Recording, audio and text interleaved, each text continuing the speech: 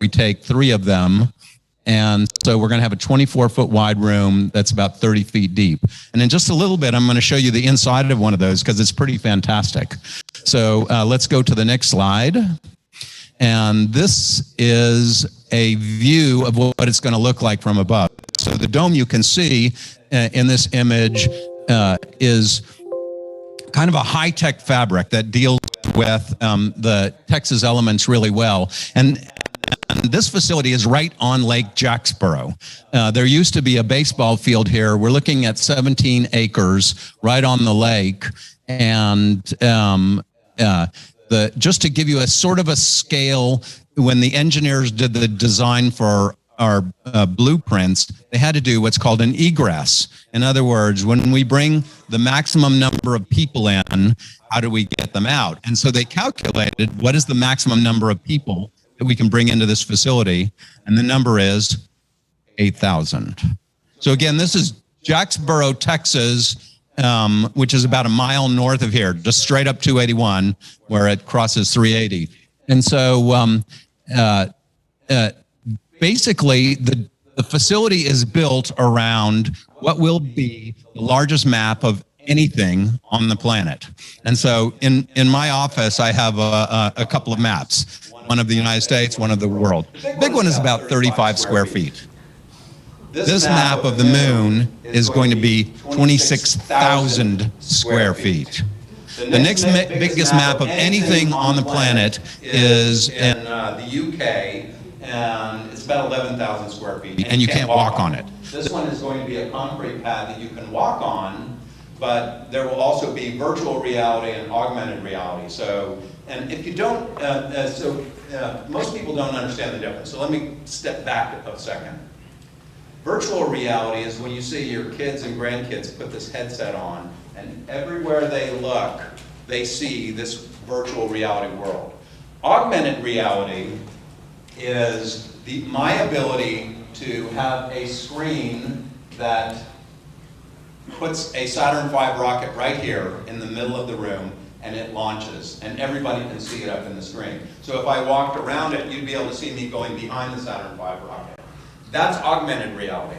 And so we're going to be able to do that on this surface with great computer resolution. Again, here's the launch pad where we're launching these Estes rockets, and so you can imagine the goal in the rocket launch competitions is to launch from here and to land on a specific landing spot. And because we're going to have Charlie Duke walk out onto the Apollo 16 landing site, which is the Dakar Highlands, that's where most people will want to land in most of the competitions. Let's go to the next slide. So this facility, now we're coming down to ground level, and you can start seeing a little bit more resolution. So the actual dome itself is a high-tech material, and it will be translucent. So at night, when we don't have star parties going on out on the moon, we'll be able to project on those translucent walls all kinds of stuff, like the Apollo landings and movies and things like that. Inside, on the backside up here at the very top, you can see there's a stage right there. And so we've actually designed the stage to be the most sophisticated stage in this part of the state, maybe in the entire world. Because we're not only going to have sophisticated sound and lighting, but we're going to add virtual and augmented reality to the stage. So that now when you go to a concert and you hear a band like the Police playing. So some of you may remember the Police. They did a song called Walking on the Moon. And so when you see that concert, people will be able to hold their phone up and see the Police on stage, and maybe a Saturn V rocket, or maybe Charlie Duke walking on the moon on the stage. Or we will have the technology so that we can put you on the stage with the Police, and you can get your selfie. And so that kind of virtual and augmented reality does not exist anywhere else. But now you're probably saying, wow, this is an expensive facility. How are they going to get this done? And so this is one of the things that we're thinking about, this super creator. So between where I live in Dallas and where you live here, there's a couple of really amazing stadiums, one for baseball and one for football. And if you think about it, those stadiums were not built necessarily by the Jerry Joneses of the world, their dollars, but by bringing sponsors in. And so every major stadium in the United States right now has a sponsor name on the front of it. And so you can imagine in this particular case, AT&T or Lockheed or Boeing's name right above our door there. That's how we're going to fund this. So on the outside, the dome itself will be a sponsor. And on the inside, the stage will be another sponsor. And each of the buildings, which I'm going to show you in a few minutes, will be another sponsor. And so we're starting to get interest from the sponsors that are going to fund this. And that's how, as a serial entrepreneur, I can tell you, I've raised lots of money to build companies and made lots of money for people that have funded those companies. In this particular case, sponsorship dollars are not equity like entrepreneurs deal in. They're advertising dollars. And so for Back to Space, it's income. And for our sponsor, it's marketing and advertising. So let's go to the next slide. And now we're getting to see a little bit closer to what the moon is going to look like in kind of a scale. And what we did in this particular case is the big thing that Back to Space is going to be doing here that generates income but doesn't steal the facility most of the time is corporate events. So anybody who's been part of a large corporation probably recognizes a time when you've gone on to, the corporation brought all of the management or all the salespeople or all of the marketing people to a remote location and they did working sessions. And that's what this facility will be 3, 4, 6, 8 days of a month. And those days will pay for the monthly cost of the facility. So on the front side, when my marketing team is talking about this facility, we're saying it is a facility to house corporate events. And in this particular case, what we've got is a corporate event. There's a little, you can see on the stage up there, you can see there's seating for 100 people. So that gives you sort of the scale of how big this thing is. And that's all under the dome. So call it a COVID era. There's 150 plus members of this organization, but we've got 40 here today, right? And so we will be able to house events for corporations that have thousands of people. And we will be able to do concerts with major artists whose names we all know and fill this facility up. And so everybody will be able to say, well, I saw the police on the moon, or I got married on the moon, or, you know, imagine I went to a star party with FWAS on the moon. And so, you know, we should make t-shirts. I've got Mars University back there. I have that shirt, by the way. I love it. So, let's go to the next slide. And so now this gives you now a closer view down on the stage level. The Lunar Module will actually be mobile. And so when we're at the anniversary of Apollo 11, we'll move it out onto the moon at the Apollo 11 landing site. Or we just celebrated this past, earlier this year, Apollo 14. And we did that at the Kennedy Space Center, but we will be able to move that Lunar Module over to the Frau Islands. And this will be a stage that when people go to it and they take selfies, everybody on the planet will know, oh, you were at the Lunar Landscape stage.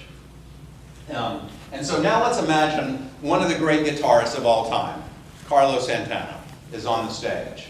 And the crowd is out here, but over here, there are 3 levels of deck. This is an old version of the blueprints. The decks are all now connected. So there's a deck above the dome, and then there's 2 below the dome. And so this is where the expensive tickets will be. And that you'll be able to have your ribeye steak and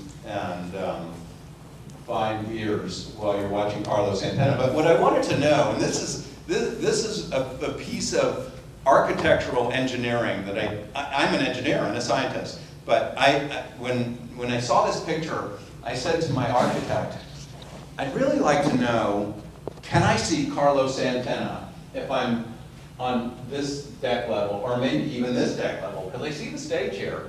Am I going to be able to see him? And he said, well, give me about 15 minutes. So go to the next slide. 15 minutes later, he gives me this view, which is right below the dome. And so you can see, I can still see Carlos Santana on the stage. And go to the next one. He gives me this view, which is above the dome. And now I can see the lake, and I can see Carlos Santana. So, I mean, that's a testament to sort of the modern capabilities of architectural engineering. But it also gives you a better sense of what's going on. And so the other thing is, we live in Texas. Everybody here knows this. And our weather comes out of the Northwest for the most part. And so part of the reason why we had the dome on the north end of the building was so that it would the stage is so that it would always be protected. But we've also designed a tent system so that if we have a large event, we can cover the vast majority of the moon with a tent to stop the rain or the hail or whatever is coming in. But, we have as our basis astronomers and people who love the stars. So we also are designing it so that when we go to blackout, there is no light. And it's hard to find better conditions for looking up at the things high in the sky when you have a complete blackout all the way around. It's really, really good for rolling your telescope out on the moon and looking up at Jupiter and Saturn right now, up high in the sky. So you're not going to be able to see Venus down close to the horizon inside. We'll have it almost as dark on the outside. So you can set up telescopes on the inside and on the outside. So now let's go inside these buildings. Let's go to the next slide. And so this is the elevator and stairwell building. And so you can see we've got stairs going up. We'll have an elevator shaft. We've actually talked about taking the elevator shaft because remember the image. There was the ground level and 3 levels of deck, and then even higher above that, okay? So I'm fortunate to have my wife with me today, who actually raise your hand, Shelley. There's a great astronomy story associated with Shelley. I used to teach the astronomy class at Richland College. She was a student. So don't tell the president of the university. I'm just kidding. It was years later when we got married. But so we were ziplining this past year, and we said, wow, it would be really cool to be able to say, I ziplined over the moon. And so we're actually talking about taking the elevator a couple more stories so people can zipline over the moon and onto the edge of the lake beyond. And so we'll do all kinds of things like that. But so this would be a bar, and there will be a 4-star restaurant in here. We'll have full kitchen facilities. So now let's go to the next slide. And I think this is where it really starts getting fantastic. So remember that segment of the building that I showed you. What we're going to do is,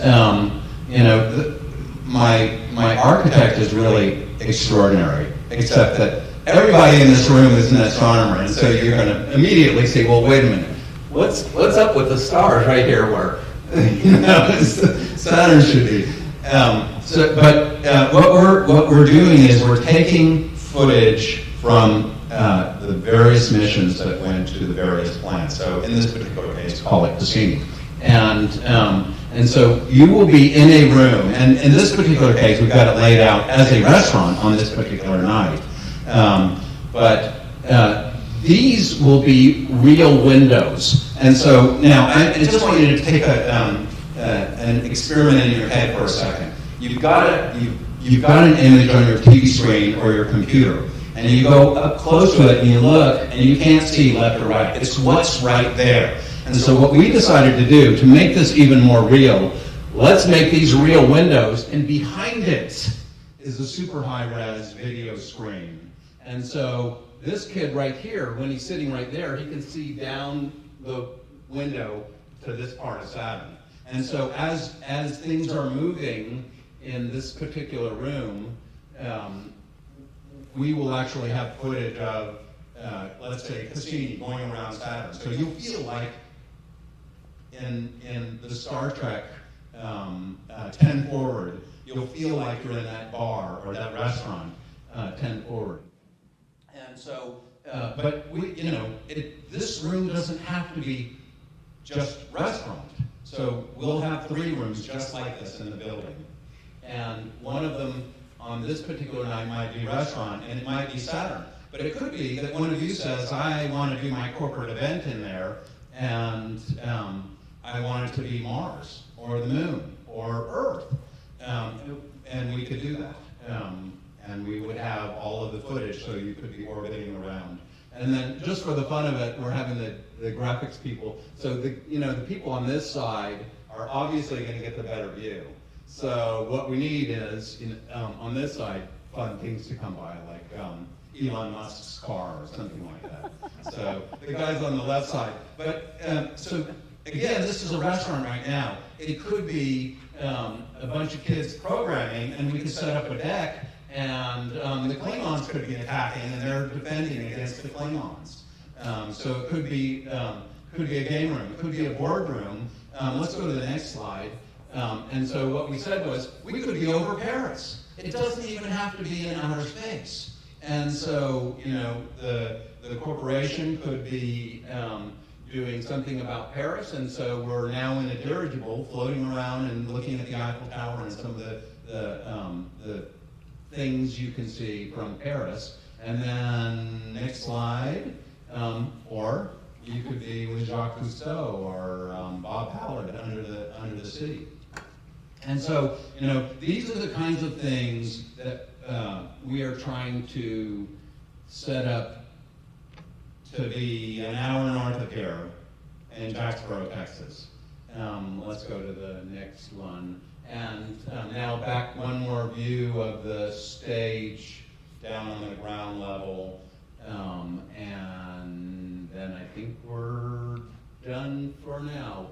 Oh no, there's a couple things more I need to say. So obviously we're going to be doing corporate events here, the model rocket competitions. We'll do the astronomy clubs, camps. We'll bring kids in for summer camps and teach them how to program. All of the graphics that we're going to be doing here can be done with high school, the really smart high school kids that are doing programming. We'll have festivals, movies, weddings, honeymoons. And next slide. And so, the big thing that we want to do is we want to have a facility that's self-sustaining by being cash flow positive.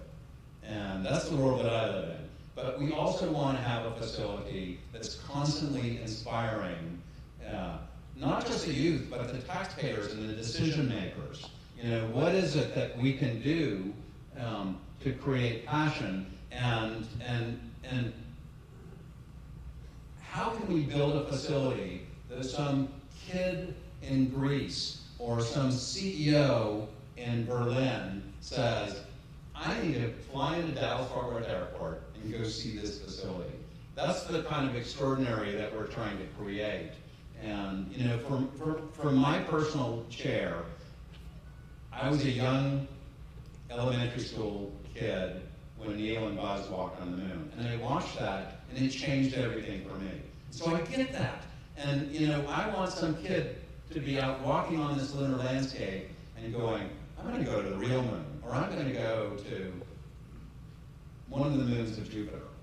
And so, that's the thing that we're trying to do. We're trying to create something extraordinary right here in our backyard. And we picked Jacksboro partly because we like the dark skies, partly because we wanted to do these rocket launches and we can't do them in airspace. um, and partly because the city of Jacksboro gave us 30 acres right on the lake. Yeah, there you go. Okay, next. So again, I started with, there's three things that I wanted to accomplish. One is I wanted you to understand we're funding this with sponsorships. Number two, we're doing a little bit of equity, no big deal. And the last one is bricks. So now go to the next slide, because it was about 4:45 this afternoon. I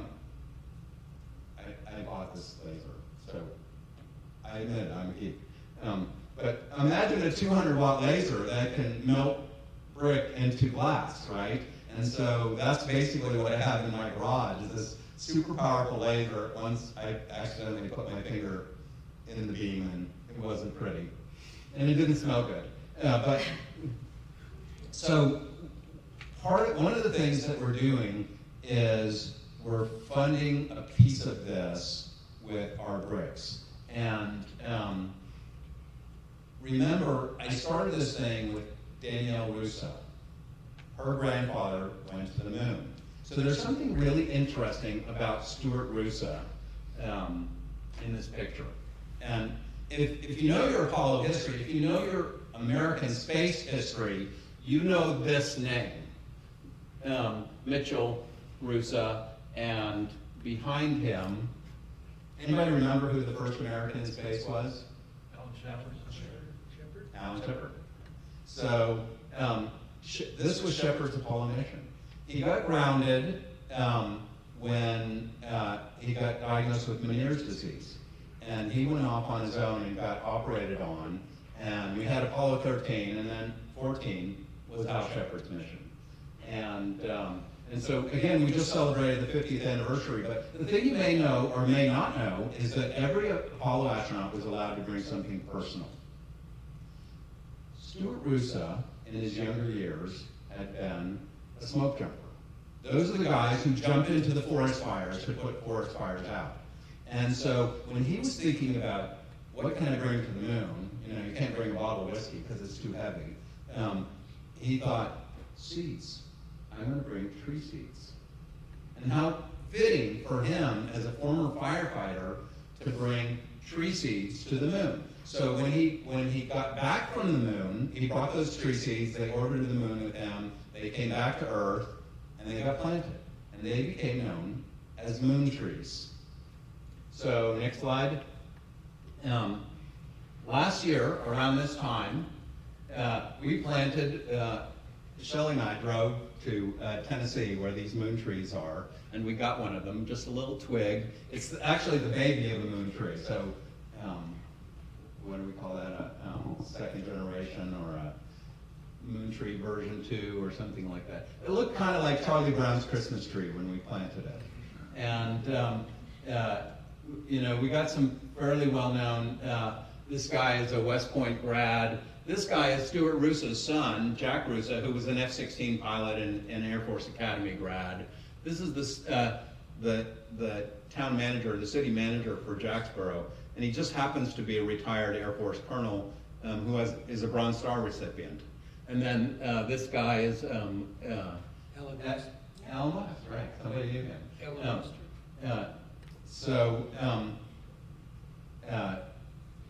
Those 4 people planted this tree for us, and now we're building a park around the tree, and we're paving it with those paver stones. So if anybody wants to have a paver stone, I mean, that's what we're doing to kind of help raise some of the awareness and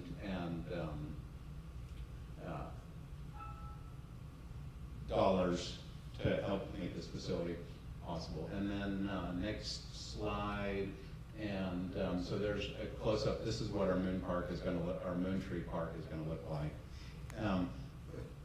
Another thing is, as this tree gets bigger, it actually looks almost like that now. So a year later, it survived the terrible winter we had last year, and it's starting to fill out quite a bit.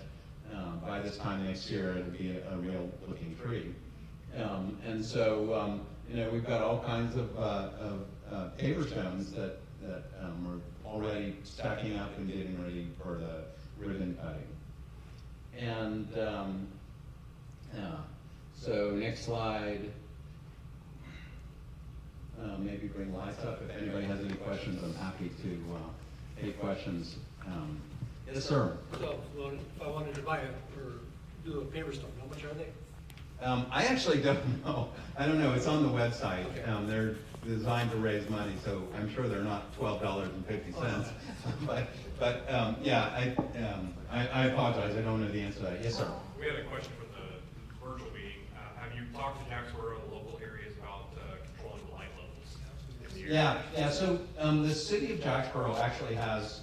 We're kind of out on the lake, right across from their little mini airport. So if you go Google Jacksboro, you see there's a strip of water with the airport that the airport follows along the edge of, and their airport has about 6 planes a week landing in it. So it's pretty small, but we're on the other side of it. There are a couple of highway lights, and we're working on getting control so we can turn those off.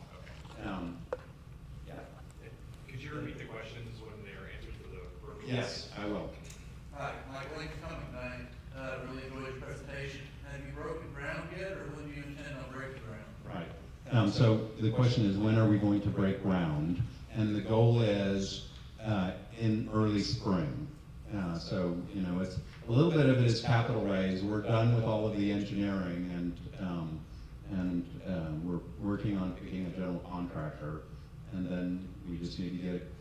We do have 2 of the sponsors already. I'm really happy to say that the rocket scientists who built Elon Musk's first rockets, the ones that blew up and the ones that are now going into space, is a guy named Jim Cantrell. He's probably one of the most extraordinary rocket scientists alive right now. He started a new company called Phantom Space.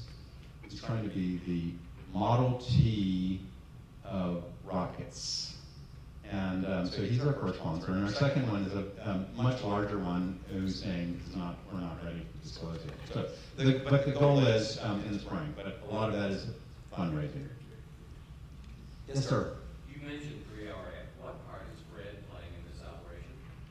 What are Fred's what? What part is Fred playing in this operation? You said the founder of 3RF. Yeah. Fred Coe. Yeah, that's right. He playing in this. That's right. So the question is, what role does Fred play in this? And so I think a little bit of history first. I think I mentioned I was the astronomy professor at Richland College, and was always looking for places to do star parties for my students. And so roll the clock back to 1999 or 2000. And Fred had just secured that piece of land, but wasn't really doing anything yet. So I brought an astronomy class out there, I want to say in maybe 2000. And we had cloud cover, but we had an extraordinary time. And I got to know Fred pretty well at the time. And remember, if those of you who know Fred, he's a medical doctor. And I was just getting ready to start a medical company called Teledoc. And so, you know, we communicated really well over the years. He was building his board. You're part of 3R, aren't you? Yeah, okay, so you know a lot of this already. He asked me, you know, if I could, and I couldn't, sit on the board, but I brought in a friend of mine named Bob England, who's probably one of the most extraordinary engineers who ever lived. And Bob still sits on that board. And over the years, when we needed a little money here and there, Fred has helped out. He's been a great friend and a great supporter of what we're doing at Backspace. And we actually talked about building this out there, but there were a lot of reasons. It's a little bit far. Jacksboro, from where I live in North Dallas, it's about 80-minute drive. From here, it's about an hour. And so when you're building a corporate events facility, you want to be out of town, so there's a reason to get out of the city, but you don't want to be 3RF far distance out. So, what else? All right. Well, I was going to ask you, yes, sir. What's your timeline? What's your anticipated timeline for construction? What are you estimating right now? What's your architect estimate? So the question is, what is the timeline to complete construction? And the architect is telling us it's about 12 months. Now, the world is a little bit crazy now, and things are more expensive than we want them to be. But we designed this to look like a $100 million facility, but it's probably going to cost us about $15 million. And so it's a lot of concrete. Handling, how do you get the kind of detail to paint the surface of the moon? First, we started inventing a brand new kind of printer. So imagine marrying a Roomba and an inkjet printer. So we messed around with that a lot, and but the precision. So you don't think about the kind of precision that you have to have in a printer is tenths or hundredths of an inch, and we just that was too big a problem for our team. And so we've got another way of doing it, where we're going to print surfaces and put them down. And then in a couple of years, we'll replace the whole concrete surface with a liquid crystal display. And so it could be the moon, it could be Mars, it could be wherever. So, yeah. So, 2024 is coming up. Can we get a thought to the kinds of activities within that facility? So are you talking about are you referring to the lunar, or the big eclipse? Yes. It's So- going to be over your facility. Yeah. I'm wondering what kinds of things can we do to Yeah. VR that experience. Well, that's a really good point. I was way up in the north, watching the last one, and it's such an extraordinary thing. First of all, I would tell everybody, get over to East Texas, because that's the place to see it. But yes, we will absolutely be simulcasting at the facility, and we expect to have it done by then. And so, the question was about the lunar or the solar eclipse. Anything else? Can you go one more slide? Again, one of my big goals was if anybody has any thoughts, again, this is my email address. Our person on the ground in Jacksboro is Heather, and so if you didn't get a picture of this and you have some ideas or have some thoughts about who could become a sponsor or how we can do this, I'm sorry? Yes, Ed has my email address, and anybody can reach out to Ed and get to me through Ed. You also have a YouTube channel, I believe. Yep. So Danielle Russo, Stuart Russo's granddaughter, is quite the actress. At the beginning of if you want to see something really funny, at the beginning of COVID, she lives in LA. So, at least in Texas, where some of us are crazy, some of us are not, but in California, they were on lockdown. And so imagine the granddaughter of an Apollo astronaut, daughter of an F-16 pilot, locked in her apartment for a few months. So she did a really great little YouTube video that's just funny as can be. So if you want to go home, has nothing to do with astronomy or back to space or anything else. But Danielle is sort of she's our spokesperson, and if you go to our backtospace.com website, you'll see Danielle talking about a lot of things. And it's great having an actress who loves astronomy and science on the team. So, well, this has been great fun. I appreciate everybody, and again, if you've got ideas, we'd love to hear them. Appreciate you coming.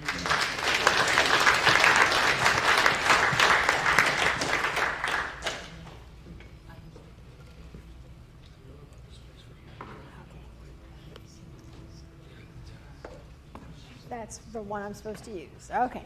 Thank you very much for your presentation. Is it on? Is it on? It's gotta be like yellow light.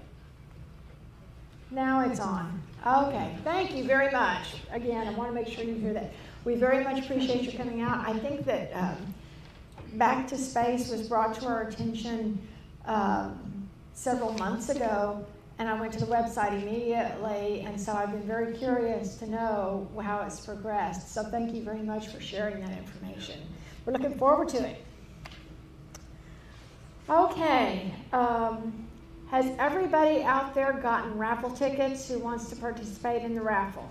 Did you get them as you came in? Okay, let's go ahead and do our raffle.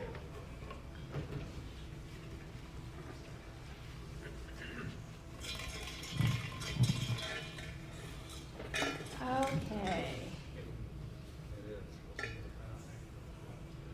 One ticket. Okay, last four digits, 9852. 9852. Oh, that's Tom Roth.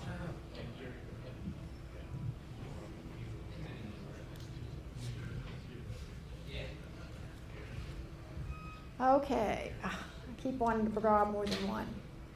Last four digits, 9874. 9874. Ah, Bill Williams. You wanted that one to reread it. You wanted that one to reread it. Was an underhanded deal there. He said earlier he wanted to reread that one. Last four digits, 9884. Ah, very good. Oh, good. We're getting a variety of people.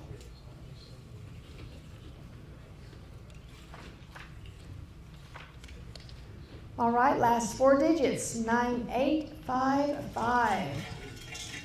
9855. 9855. That may belong to Bill. Okay, last four digits, 9858. 9858. 9858.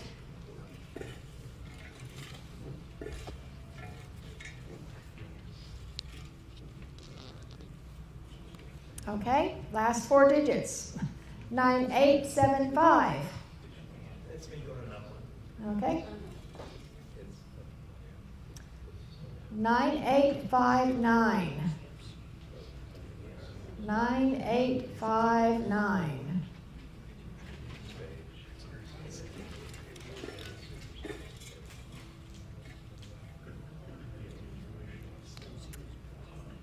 9860. 9860.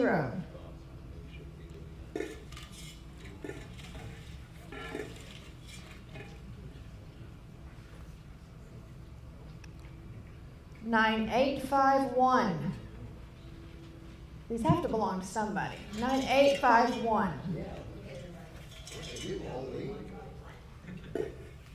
9851. 9883. Okay, that's a repeat. We might have some leftovers. 9865. Okay, Zach's going for one.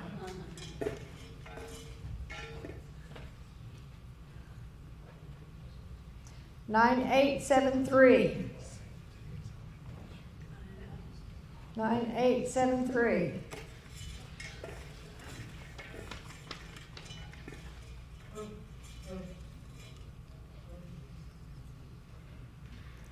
9885. 9885. Some of you who are repeats are still going to have to come up here and get something, I think.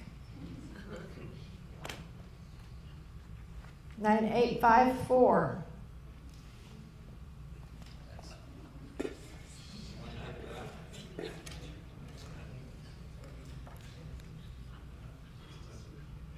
9868. Okay. Repeats coming up. Those of you who've had repeat numbers, do you want to come grab something since we're going through so many? Go ahead or give your number to somebody else, one or the other.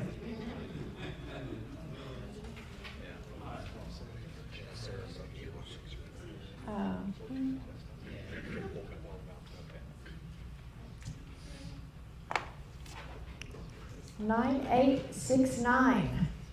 9869.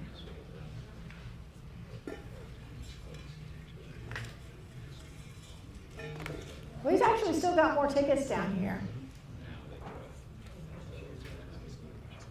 9882.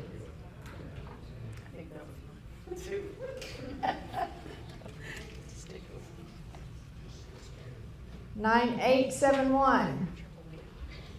I could have sworn there were more than these number of people buying tickets. I missed a couple. 9881. Okay, that's me again. I'm done now.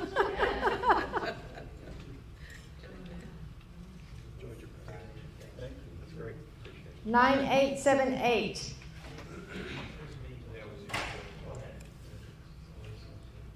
9872. Okay, who has bought a ticket that hasn't gotten a prize yet? Has everyone who bought tickets gotten something? Okay, well then we will have these at the next meeting and you can go for it again. I don't think I can remember a time we've had a run quite like that.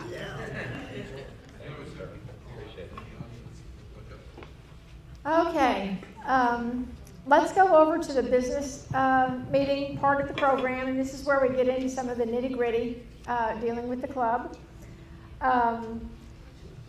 We are still looking for a volunteer for vice president. We do need to get that role filled. If you'd like to volunteer for that position, please see me or one of the other board members, and we will gladly let you know what we're looking at as far as what your responsibilities might be or anything along those lines. When we did get notice from Thompson that we would not be able to go out there anymore, we did have a board meeting that next Tuesday because we wanted to determine where our energies should be focused, our time, our efforts, which direction did we want to go, because over the last several months we had discussions that have taken us in multiple directions. What was determined that Tuesday evening was that the area we want to focus the majority of our attention on at the moment is working with Palo Pinto Mountains State Park, working with grants, and helping them to develop an astronomy facility out in that park. The park is, compared to what it was years ago, not that far from opening to the public. I think they're slated to open in 2023. So Mark Smith has agreed to chair a committee that will help with that project. I know that I got a voicemail from Mike Jones this afternoon. He's going to go out and look and see what it looks like out there. I don't know that he's been out there in a while, and I haven't been out there since they started development.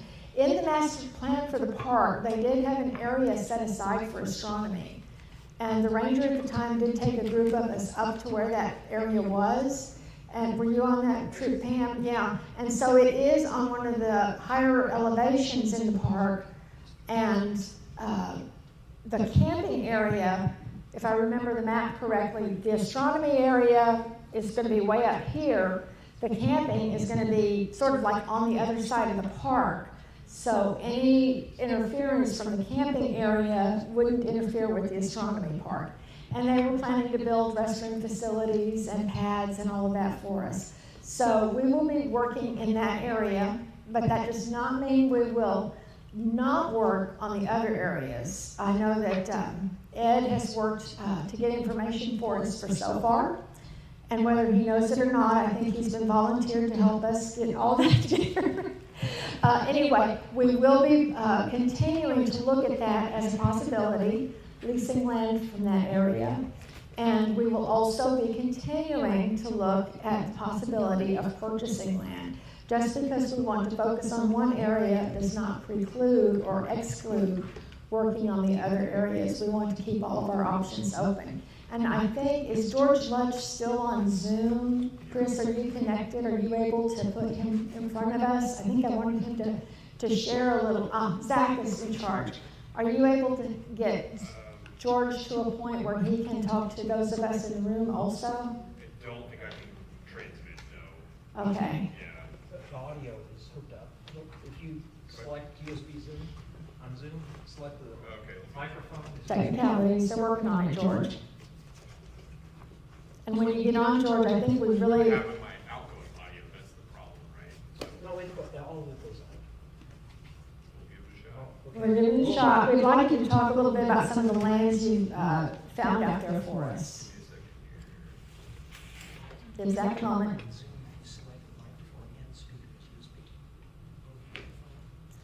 Remember the good old days when all we did was sit here in the room and talk, and we didn't have to worry about cameras or microphones or what was working or what wasn't working? Okay, George, give it a shot. See if you can- George, give it a shot.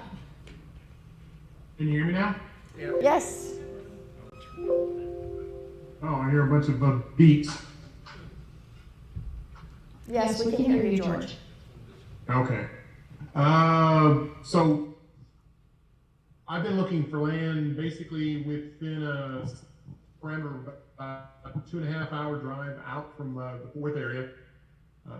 Main focus has been no HOA, away from pretty much anything that could be, considered light pollution as far as big cities or anything like that. Tonight I just actually found something out there on Realtor.com that's a 9-acre plot that's an hour and 14 minutes away from DFW. It's just north of Thompson. And you could probably get it, I don't know what I'll leave that out there in the email. You guys can figure out if it's worth the money that they're asking or if we can get it down. I think you can get it down, but it's neither here nor there. But yeah, there's places over there near Ranger. It's all over the place. You're not going to find anything because of the land being so expensive nowadays because of all the people coming into Texas. But there are deals out there for land that is not too bad, but again, it's going to be one of those things where you're just going to have to look for a diamond in the rough. But yeah, anybody else that's looking, Zillow, Realtor.com, Lands of America, that kind of thing is what I've been searching using. And just pay attention to things such as electricity in the area. If it has, water, that kind of thing. The closer to cities that you get, usually you're going to have city sewer and all the niceties that you have with living near a city. But the farther out you're going to get, you might have electricity, but you're probably not going to have sewer or water. So that's pretty much it. And again, the price range, I've been looking for anything from, the low end up to about $60,000. I know that's out of our, price range that we talked about, but I also know what we have in our bank account, and I know how much property is going for nowadays and how much people want acreage versus, not acreage. Like 2 acres is not really a lot, but again, the 9 acres I found just north of Thompson is in a Border 4 and lots of room to grow. Anyways, that's what I've got. I'll keep looking. Don't know if I'll find anything or if I find lots of stuff in the near future, but I'll keep posting it. Okay, thank you, George. We appreciate your efforts, definitely. And again, we are not, what we decided at the board was not that we do not want to look for land. We want to continue to look for land. And if we find something that works for us, that's great. So we appreciate your help, and we'll let you know if we see anything out there. Also, again, remember, we will, before we leave land, we have a question. Yeah, I was wondering, you indicated a lot of interest in pursuing the state park option. Can you give us any idea what we're specifically actually doing in regards to that? Again, Mark Smith is going to be working with that committee. He is proposing that we obtain grants that help to build like an observatory out in that area and help to build the astronomy area. It can be used obviously for public star parties, but will also be open to club members to use. It will obviously be on public land. And so that is one of the reasons we are looking in that area to focus on it. That is, I don't know that we would be able to own something specifically out there. I do not know how those rules work with the state park system, and Mark may be able to get more information as he discusses that. It'd be interesting to know how they did it down there at Brazos Bend too. Okay. I think that's a good go by to start with, so hopefully Okay. look at them too. Yeah, okay, and you might mention that to him. Anybody who is interested in helping on any of this, helping George with land search, helping Ed, hopefully, as he may look a little bit more into the lease options at so far. And then Mark, obviously working with Palo Pinto County, put your name out there on the e-group, let them know, or email them off separately and let them know you're interested in helping them in some capacity. And, or have any suggestions like the Brazos Bend, and they will definitely take those suggestions. So I know that Mark, if I'm not mistaken, has had quite a bit of experience dealing with working with grants and getting grants and obtaining grants, so he's going to help guide us in that experience. But that will help us to build better facilities and something that we can maintain rather than just taking all of our money and trying to invest it and not being able to get as good quality. So, anyway, wanted to go back and visit the interest and use of club equipment like the loaner program we talked about. I know that is just about to go into place. I think we've got some paperwork that the board needs to look at and finalize as far as how we're going to handle that. It's been determined that we'll actually do the exchanges, the pickups and drop-offs here at the Tuesday meetings, so that there can be some control by the treasurer over the funds that are given, because there will be a deposit for the loaners, depending on the type of loaner that you're going to borrow. You know, a Dob, the deposit may not be as high as if you go with one of the higher end loaners. That reminds me, Cy brought in, Cy is going to be my Nana. The club has purchased 2 or 3 sets. We purchased 2, and I had another one that we've collected over the years. So, 2X Barlow, 40, 25, 16, 8, and I think a 6. So plenty of lenses in there, and a whole set of filters. And then there's a little cheat sheet. So it's an inventory, but at the same time, it's like, okay, if I want to look at Jupiter and see the bands better, it explains all the filters and what does best for each of the filters and such on each of the planets. So these will go out with the telescopes as well. Thank you. Okay. And yes, that loan program, especially with these sets that go with it, will help new club members who maybe don't have a scope and want to try something out, maybe learn how to use one, work with another club member. I know when I first joined the club, I did not have a telescope, so a program like this would have been great to be able to try different things. You can do the same thing by going out to Star Ranch. We have multiple Dobbs out there that you can pull out of the shed and work with, and there are eyepieces out at Star Ranch you can work with also.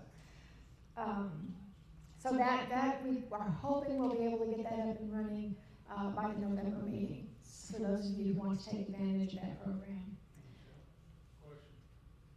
Have we gotten all the equipment out of Thompson? Question, have we gotten all the equipment out of Thompson?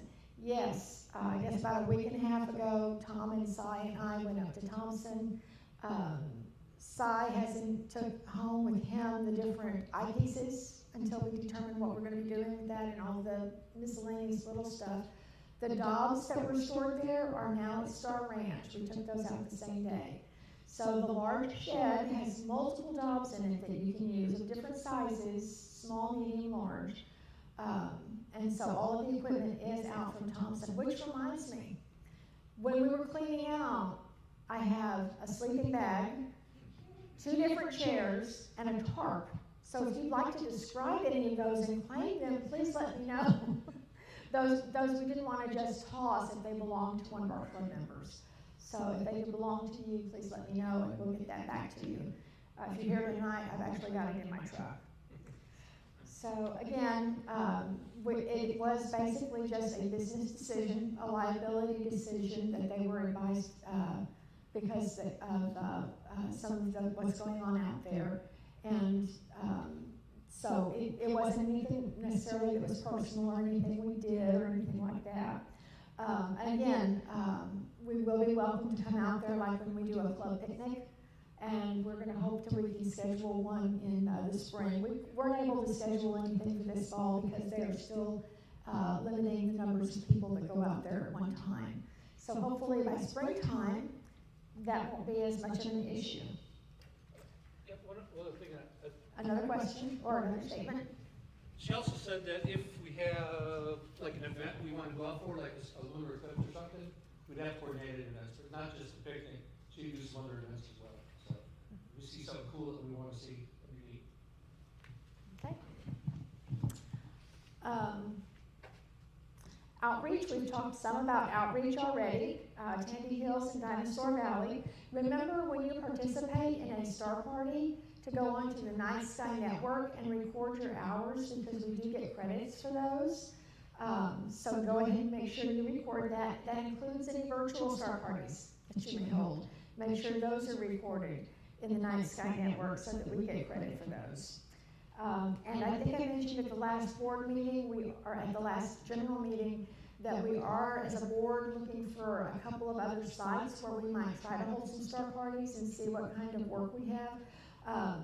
I know John Baker had suggested a couple of places out in River Oaks. One of them would work very much like the museum if we can use their community center with a parking lot where we can set up, work off the backs of our trucks and our cars, and the public can come through and view, and there's still places for them to park and all of that. So we'll be looking more at that and let you know. Christmas party, December the 11th. Make sure that's marked on your calendar. It's not that far away. It's a Saturday evening. It will be at Spring Creek BBQ off of 183 in Hurst, Bedford, one of those little places out there. I can't remember which city it's in, but that Hurst was Bedford area.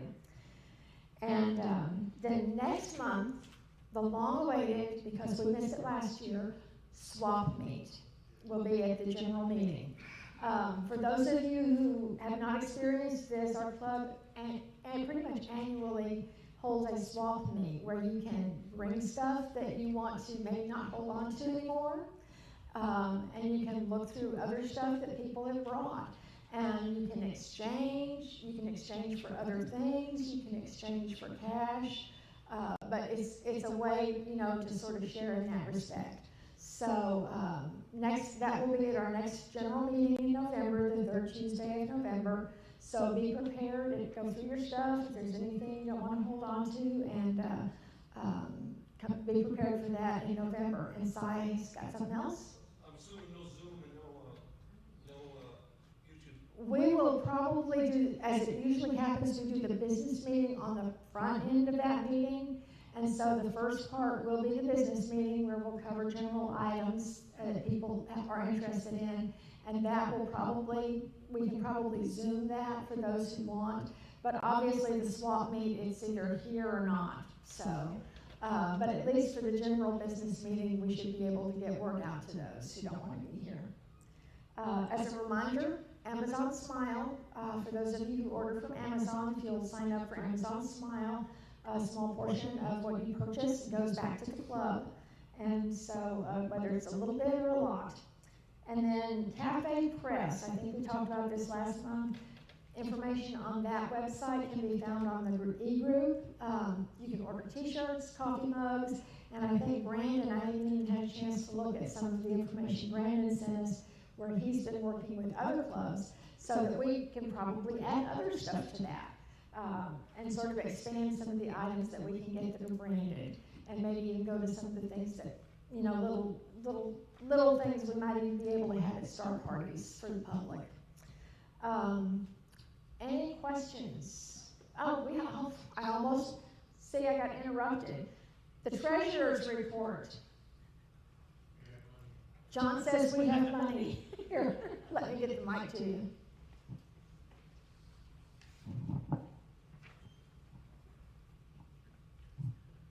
Okay, you got it on the screen too. So we do have $71,000. We did get, I think to date, that $281 is what Amazon Smile has given us for this year. You don't get charged more to buy items that create at Amazon Smile. So it's a win for us, and it doesn't do any harm to you in purchasing. We do have 160 members, not 159. I'm not sure where that number came from. The membership is going up quite nicely. Unfortunately, we're sort of in a holding pattern. We have 6 people that have registered to join, but we're having difficulties with PayPal right now. The issue with PayPal is not clearly defined to me because I'm not the owner and they won't tell me what it is.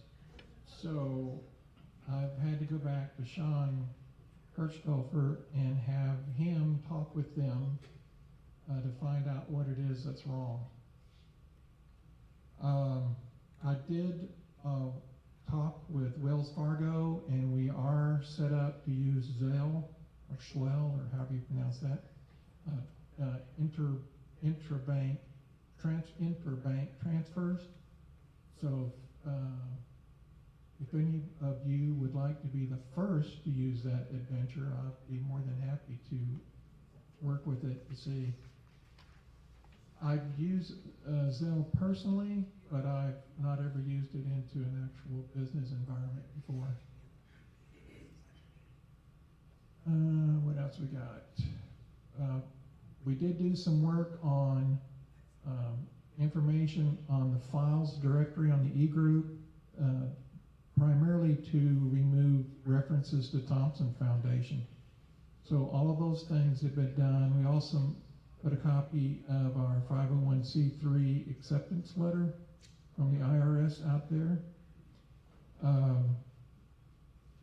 And there you have it. I think that's the majority. Are there any questions in the room?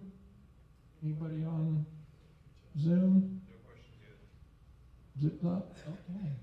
Well, it sounds good. Is anybody here to pay dues of those 6 people that's registered?